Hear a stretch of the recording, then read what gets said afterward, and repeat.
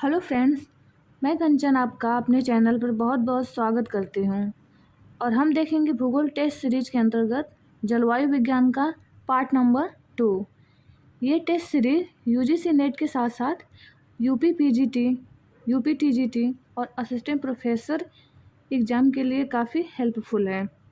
और आज का क्वेश्चन सीरीज है 26 से 50 तक। तो आइए एमसीक्यू स्टार्ट करते हैं। तो स्टार्ट करते हैं क्वेश्चन नंबर 26 से। ये पूछ रहा है कि सूची 1 को सूची 2 से सुमेलित कीजिए तथा सही उत्तर सूचियों के नीचे दिए गए कूट से चुनिए।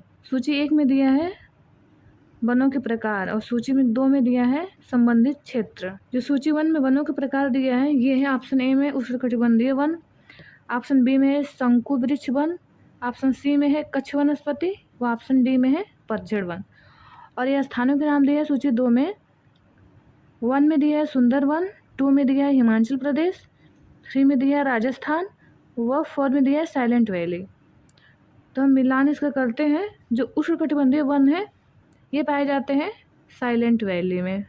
साइलेंट वैली जो कि ये स्थित है केरल में। शंकु वृक्ष वन की बात करें तो ये देखने को मिलता है हिमाचल प्रदेश में। कच्छ वनस्पति देखें तो कच्छ वनस्पति जो मिलती है ये मिलती है सुंदरवन में। सुंदरवन कहाँ है? ये है पश्चिम बंगाल से सटा हुआ बंगाल की खाड़ी में स्थित है। यदि ऑप्शन डी देखें पतझड़ वन तो पतझड़ वन स्थित है राजस्थान में। राजस्थान में इसमें इसका राइट आंसर होगा। तो इस प्रकार ये इसका सही मिलान है। अब देखते हैं नेक्स्ट क्वेश्चन, क्वेश्चन नंबर 27। ये पूछ रहा है निम्नलिखित में से कौन सा जैव मंडल संरक्षित क्षेत्र भारत में नहीं है। ऑप्शन ए है अगस्त्य मलाई, ऑप्शन सी है ग्रेट निकोबार, ऑप्शन बी है नोकरेक व ऑप्शन डी है ग्रेट हिमालयन। तो ये सी और बी ऑप्शन एक्सचेंज हो गया एक दूसरे से। हम इसे ऐसे इसे देख लेते हैं। तो अगस्त्य मलाई जो है ये स्थित है, ये बायोस्फीयर रिजर्व स्थित है केरल और तमिलनाडु के। ये अगस्त्य मलाई एक प्रकार की पर्वतीय श्रृंखला भी है, तो उसी के आसपास ये बायोस्फीयर रिजर्व पाया जाता है। तो ये केरल और तमिलनाडु में भी इसका विस्तार देखने को मिलता है अगस्त्य मलाई का। और सी ग्रेट निकोबार, ग्रेट निकोबार जो है ये निकोबार द्वीप समूह में देखने को मिलता है, बायोस्फीयर रिजर्व है एक प्रकार का। नोकरेक जो है, नोकरेक बायोस्फीयर रिजर्व ये जैव मंडल आरक्षित क्षेत्र ये स्थित है मेघालय में। और जो ग्रेट हिमालयन है ये एक प्रकार का बायोस्फीयर रिजर्व न होकर ये एक प्रकार का नेशनल पार्क है। इस क्वेश्चन का ये राइट आंसर है ऑप्शन नंबर डी। इस क्वेश्चन का राइट आंसर है, बट ये सही नहीं है कि ये एक प्रकार का जैवमंडल संरक्षित क्षेत्र है। ये तीनों जो ए, सी और ये बी ऑप्शन है ये तीनों बायोस्फीयर रिजर्व अर्थात जैवमंडल संरक्षित क्षेत्र हैं। लेकिन जो डी ऑप्शन है ग्रेट हिमालयन ये एक प्रकार का नेशनल पार्क है। नेक्स्ट क्वेश्चन देखते हैं, क्वेश्चन नंबर 28। निम्नलिखित कथनों पर विचार कीजिए। और इसमें दिया है कि कौन सा एक उपरोक्त का प्रतिनिधित्व करता है। तो हम पहले देख लेते हैं ऑप्शन। ऑप्शन ए है 250 सेमी से अधिक वर्षा वाले क्षेत्र, 2 है वार्षिक तापमान 25 डिग्री सेंटीग्रेड तथा 27 डिग्री सेंटीग्रेड के लगभग हो, 3 दिया है कि औसत आर्द्रता 75% से अधिक हो, और 4 है कि वृक्ष जिनके पत्ते नहीं झड़ते हैं। अब देखते हैं नीचे पूछ क्या रहा है कि ये किसका प्रतिनिधित्व करता है, किसकी विशेषताएं हैं। ऑप्शन ए है उष्णकटिबंधीय नम सदापर्णी वन का, या ऑप्शन बी है उष्णकटिबंधीय अर्ध सदापर्णी वन का, या ऑप्शन सी है उष्णकटिबंधीय आर्द्र पर्णपाती वन का, या ऑप्शन डी है उष्णकटिबंधीय शुष्क सदापर्णी वन का। तो वृक्ष जिनके पत्ते नहीं झड़ते हैं कभी, तो ये किस प्रकार की वन में आ जाएगा? इसका राइट आंसर हो जाएगा ऑप्शन नंबर ए उष्णकटिबंधीय नम सदापर्णी वन। यानी उष्णकटिबंधीय आर्द्र जो सदापर्णपाती वन होते हैं, यानी सदा इनके वृक्षों पे पत्तियां रहती हैं। तो इसका राइट आंसर हो जाएगा option number A. Next question देखते हैं, क्वेश्चन नंबर 29।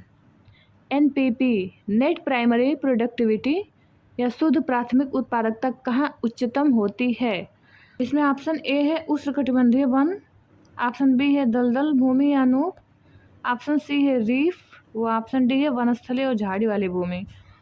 तो जो सबसे अधिक नेट प्राइमरी प्रोडक्टिविटी देखने को मिलती है, ये मिलती है उष्णकटिबंधीय वन में। इसका राइट आंसर होगा ऑप्शन ए, राइट आंसर है उष्णकटिबंधीय वन। नेक्स्ट क्वेश्चन देखते हैं, क्वेश्चन नंबर 30। क्वेश्चन नंबर 30 देखते हैं, ये पूछ रहा है निम्नलिखित कथनों में से कौन सा एक भारत की प्राकृतिक वनस्पति के संबंध में सही नहीं है?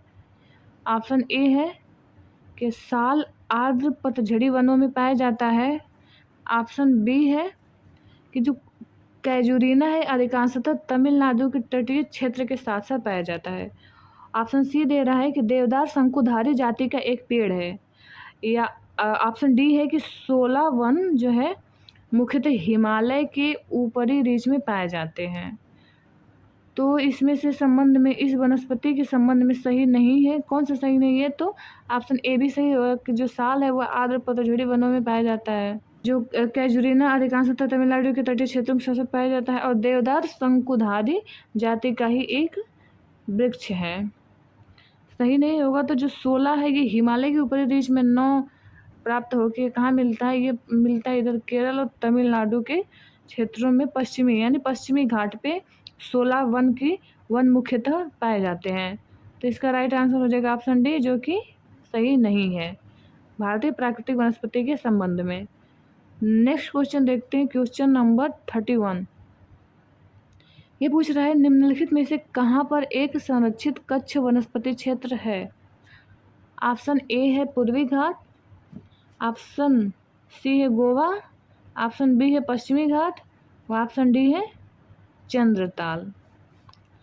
तो कहाँ पे एक संरक्षित कच्छ वनस्पति क्षेत्र इन चारों ऑप्शनों में से है? तो इसका राइट आंसर होगा ऑप्शन नंबर ए, पूर्वी घाट। पूर्वी घाट में जो नदियों के मुहाने जैसे गोदावरी हो गया, कृष्णा नदी है, इनके मुहानों पे जब सागर में जाके मिलती हैं तो वहाँ पे हमें कच्छ वनस्पतियाँ देखने को मिलती हैं। तो पूर्वी घाट में संरक्षित कच्छ वनस्पति क्षेत्र देखने को मिल जाएंगे। नेक्स्ट क्वेश्चन देखते हैं, question number 32। Indian institute of ecology and environment अवस्थित है? ऑप्शन ए है नई दिल्ली में, ऑप्शन बी है मुंबई में, ऑप्शन सी है कोलकाता में, या ऑप्शन डी है तिरुवनंतपुरम में। तो जो Indian institute of ecology and environment अवस्थित है ये है ऑप्शन ए, इसका राइट आंसर होगा नई दिल्ली में। नेक्स्ट क्वेश्चन देखते हैं, क्वेश्चन नंबर 33। यदि आप हिमालय से होकर यात्रा करते हैं तो आपको वहाँ निम्नलिखित में से किन पादपों के प्राकृतिक रूप से उगते हुए देखने की संभावना है? इसमें दिए हैं 3 ऑप्शन दिए हैं, शीशम, बुरुंश व चंदन। तो क्या चंदन हमें हिमालय पे देखने को मिलेगा? चंदन एक प्रकार का उष्णकटिबंधीय पर्णपाती वृक्ष में आता है, तो चंदन इस ऑप्शन से कट जाएगा। तो यदि हम चंदन को हटाते हैं तो 3 ऑप्शन तो ऐसे बी सी डी हट जाएंगे। तो इसका राइट आंसर हो जाएगा ऑप्शन नंबर ए, शीशम। इसका राइट आंसर होगा केवल 2 जो बुरुंश का वृक्ष है, वनस्पति है, ये हमें हिमालयन क्षेत्र में देखने को मिलती है।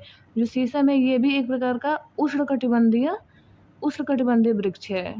उष्णकटिबंधीय सदापर्णपाती वनों में ये देखने को मिलता है, और चंदन भी उष्णकटिबंधीय पर्णपाती वन में ही ये वृक्ष देखने को मिलता है। तो इसका राइट आंसर हो जाएगा केवल 2। तो ये एक भी इसका ऑप्शन में नहीं रहना चाहिए, एक हम हटा लेते हैं। केवल 2 जो बुरुंश है यही हमें हिमालय से यात्रा करते हैं तो उसमें हमें देखने को मिलती है। नेक्स्ट क्वेश्चन देखते हैं, क्वेश्चन नंबर 34।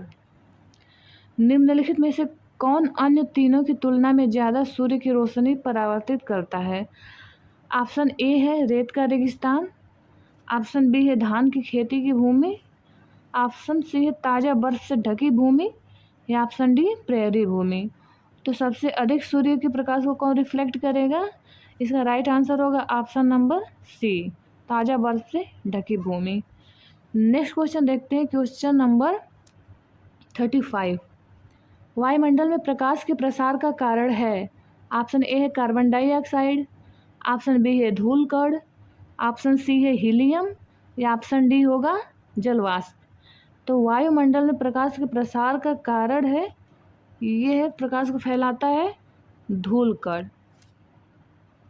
धूल कण के माध्यम से प्रकाश का प्रकीर्णन होता है, प्रकाश का प्रसार होता है। नेक्स्ट क्वेश्चन देखते हैं, क्वेश्चन नंबर 36 पूछ रहा है, सामान्यतः पृथ्वी की सतह से ऊंचाई बढ़ने के साथ तापमान में घटोत्तरी होती है, क्यों ऊंचाई बढ़ने के साथ साथ तापमान हमारा कम होता है? इसमें ऑप्शन दिया है कि सही कूट के आधार पर सही उत्तर चुनिए।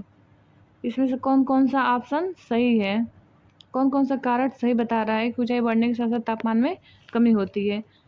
ऑप्शन 1 है कि वायुमंडल पृथ्वी की सतह से केवल ऊपर की ओर गर्म हो सकता है या होता है। ऑप्शन 2 है ऊपरी वायुमंडल में आर्द्रता अधिक होती है। क्या ऊपरी वायुमंडल में आर्द्रता अधिक होती है? ये गलत है, ऊपरी वायुमंडल में आर्द्रता अधिक नहीं होती है। जैसे जैसे हम ऊपर की तरफ जाते हैं आर्द्रता कम होती जाती है। ऊपरी वायुमंडल में हवा कम घनी होती है, ये सही है, क्योंकि जैसे जैसे हम पृथ्वी से ऊपर की तरफ जाते जाएंगे वायुमंडल में की सघनता कम होती जाती है। और यदि ऑप्शन 1 देखें तो वायुमंडल पृथ्वी की सतह से केवल ऊपर की ओर गर्म हो सकता है, ये भी बिल्कुल सही है, क्योंकि वायुमंडल जो हमारा है पृथ्वी की सतह से ऊपर की ओर ही गर्म होता है। और इसका ऊपर गर्म होने का कारण ये है कि जब सूर्य से प्रकाश की किरणें हमारे पृथ्वी पे आती हैं तो वो लघु तरंगे होती हैं, और लघु तरंगे से उतना हमारा वायुमंडल गर्म नहीं हो पाता है।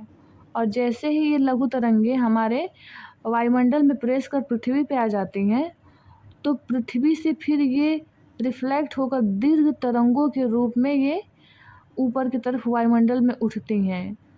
तो इस लघु तरंगों की अपेक्षा जो हमारा वायुमंडल है वो इस दीर्घ तरंगों से अधिक गर्म होता है और नीचे से ऊपर की ओर ये गर्म होता जाता है।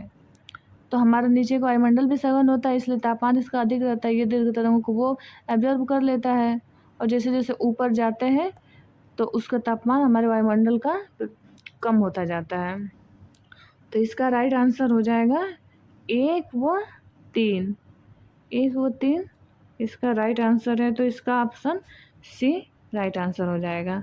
नेक्स्ट क्वेश्चन देखते हैं, क्वेश्चन नंबर 37। निम्नलिखित में से कौन सी एक अन्य तीनों की तुलना में अधिक सूर्यातप को परावर्तित करती है? मतलब तीनों की तुलना में कौन सबसे अधिक? ऑप्शन ए है बालू मरुस्थल, ऑप्शन बी है धान की फसल युक्त भूमि, ऑप्शन सी है नवपात हिम से आच्छादित भूमि, या ऑप्शन डी प्रेरी भूमि। तो इसका राइट आंसर हो जाएगा ऑप्शन सी, नवपात हिम, माने जो नवीन हिम होते हैं, जो नवीन हिमों का जमाव होता है, आच्छादित भूमि जो है सबसे अधिक सूर्यातप को परावर्तित करती है। नेक्स्ट क्वेश्चन देखते हैं, क्वेश्चन नंबर 38। ये है कि पृथ्वी पर सबसे उच्चतम तापक्रम रिकॉर्ड किए जाते हैं। ऑप्शन ए है भूमध्य रेखा पर, ऑप्शन बी है 10 डिग्री उत्तरी अक्षांश पर, ऑप्शन सी है 20 डिग्री उत्तरी अक्षांश पर, या ऑप्शन डी है 25 डिग्री उत्तरी अक्षांश पर। तो इसका राइट आंसर हो जाएगा ऑप्शन नंबर सी, 20 डिग्री के लिए लगभग सबसे उच्चतम तापमान दर्ज किया जाता है या पाया जाता है। तो ये हमें 23.5 डिग्री के आसपास, 23.5 डिग्री के आसपास देखने को मिलता है। तो 23.5 डिग्री इसमें नहीं है, तो इसमें इसका राइट अक्षांश इस आंसर के, इस ऑप्शन के हिसाब से 20 डिग्री उत्तरी अक्षांश पे होगा। भूमध्य रेखा भी इसलिए नहीं होगा क्योंकि भूमध्य रेखा पे 12 घंटे दिन और रात होती है, 12 घंटे सूर्य का तापमान मिलता तो है, लेकिन तापमान अधिक होने, आर्द्रता अधिक होने से यहाँ पे वर्षा भी बहुत अधिक होती है और वनस्पतियाँ भी पाई जाती हैं। वनस्पतियों के आच्छादन से भी वहाँ पे तापमान उतना नहीं दर्ज किया जाता है, या अभी तक उतना नहीं रिकॉर्ड दर्ज किया गया है जितना कि हमें मध्य अक्षांशों में रिकॉर्ड किया गया है। तो इसका राइट आंसर हो जाएगा ऑप्शन सी, 20 डिग्री उत्तरी अक्षांश पे। नेक्स्ट क्वेश्चन देखते हैं, क्वेश्चन नंबर 39। निम्नलिखित कथनों पर विचार कीजिए। ऑप्शन 1 है अटलांटिक महासागर की तुलना में प्रशांत महासागर में तापमान का वार्षिक परिसर अधिक है। ऑप्शन दो है कि दक्षिणी गोलार्ध की तुलना में उत्तरी गोलार्ध में तापमान का वार्षिक प्रतिशत अधिक है। उपयुक्त कथनों में से कौन कौन से सही हैं? केवल एक, केवल दो, या फिर एक और दो दोनों, या इसमें से कोई नहीं? तो इसमें से राइट आंसर हो जाएगा कि जो अटलांटिक महासागर की तुलना में जो प्रशांत महासागर में तापमान का वार्षिक प्रतिशत वो अधिक है, ये भी राइट है। और दक्षिणी गोलार्ध की तुलना में उत्तरी गोलार्ध में तापमान का वार्षिक प्रतिशत अधिक है, क्योंकि जो उत्तरी गोलार्ध है उसमें स्थल खंड की हमें अधिकता देखने को मिलती है, और जो स्थल खंड जो है ये बहुत अधिक तीव्र गति से गर्म होता है और ठंडा होता है। उसके अपेक्षा जो दक्षिणी गोलार्ध है इसमें जल की प्रधानता है, और जल जो कि धीरे धीरे गर्म होता है, धीरे धीरे ठंडा होता है। तो इसलिए जो हमें उत्तरी गोलार्ध में तापमान का जो वार्षिक परिसर है, वार्षिक परिसर का मतलब वार्षिक तापांतर सबसे अधिक देखने को मिलता है उत्तरी गोलार्ध में। नेक्स्ट क्वेश्चन देखते हैं, क्वेश्चन नंबर 40। निम्नलिखित में से कौन सा कथन सही नहीं है? ऑप्शन ए है, निम्नलिखित में से कौन सा कथन सही नहीं है? ऑप्शन ए है, जलवाष्प निचले वायुमंडल की अति परिवर्ती गैस है, ये बिल्कुल सही है। अधिकतम तापमान की मेखला विषुवत रेखा के सहारे पाई जाती है। ऑप्शन सी है कि शीत कटिबंध उभय गोलार्धों में ध्रुववृत्त एवं ध्रुवों के बीच उपस्थित है, ये भी राइट आंसर है।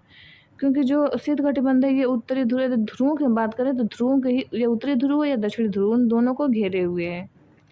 ऑप्शन डी देखें, जेट वायु धाराएं अत्यधिक ऊंचाई की हवाएं हैं जो धरातलीय मौसमी दशाओं को भी प्रभावित करती है, ये भी राइट आंसर होगा, ये भी सही ऑप्शन है।